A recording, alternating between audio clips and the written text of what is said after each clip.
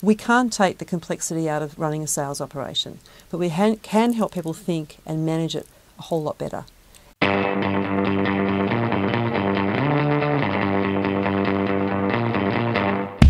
Hello, I've got Sue Barrett with me again. Welcome back, Sue. Thank you, John. Hey, Sue, I'd like to address a subject that I'm very interested in, and that is how do we support the sales director, the sales manager, the sales leader in an organisation and his team? Because so often they're the meat in the sandwich. Is that right? Yep. To me, sales is both a science and an art. It's not exacting. And that's why it's tough getting forecasts right. It's tough in a whole lot of areas. And for that sales director to get support from the rest of the organisation at the executive level can be really tough, can't it? Yes. Have you got any recommendations on, how we can address that situation, how a sales director can get that buy-in and support from his or her peers? Okay, well, the first thing we have to acknowledge and communicate and share with anyone who'll listen is that, as you said, selling is a world of approximation. It doesn't follow a linear pathway. It is a system that has many variables. So I liken leading and running a sales team in a sales operation like being that plate spinner, at the fair, oh, yes. where they put one plate up and spin it around, and then they get the next one up and the next one up, and then they get to the end, and by the time, then it starts wobbling, and which one should I let drop and which one should I keep? That's what running a sales operation is like. It is, isn't it? It's a classic example. And so what you have is you have people from, say, leadership from non-sales environments who have a more predictable life. Yeah, I'm an accountant, and you can plan what you're doing in accounting. You know what the numbers are. They're exact. It's either on or off. Yes, and you've got Lean Six Sigma. You've got all that kind of stuff in production and business so on. process. And business process. Like sales process versus other business processes, right? So the challenge is how do we actually get that lot to actually appreciate the world that we operate in? Well, we have to make sure that we steer away from point solutions, which we've talked about in the past, where people think fixing a sales team is just one thing, to stick a CRM in or do this. We have to say no, that's not going to work.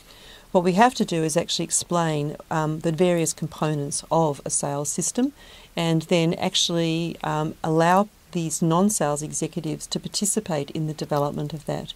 We've been, for example, running very successfully, we do a sales strategy and operations audit. Right. Which actually maps a whole lot of areas, including, market segmentation, sales messaging, sales force structure, sales processes, sales technology, sales leadership development, metrics, strategies, and so on.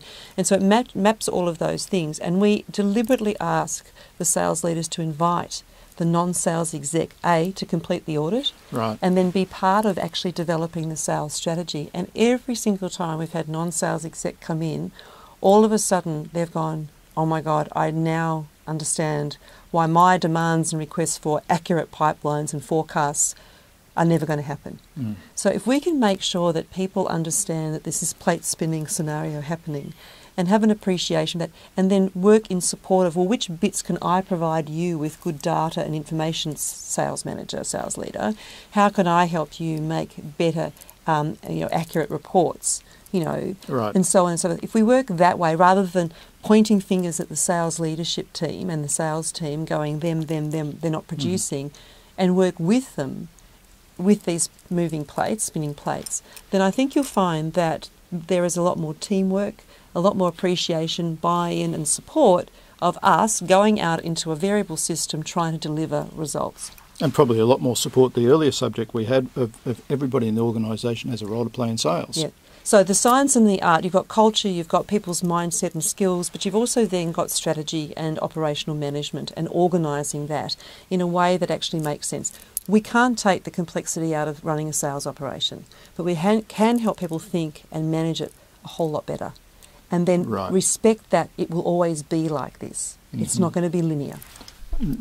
I think that makes a lot of sense, and it's really, really tough in that sales leadership role, particularly if you don't get that support across your peers, and you are the meat in the sandwich. So I'd rather be everybody else in the sandwich working together rather than me be the meat in the sandwich, and that's what you're talking about. Correct.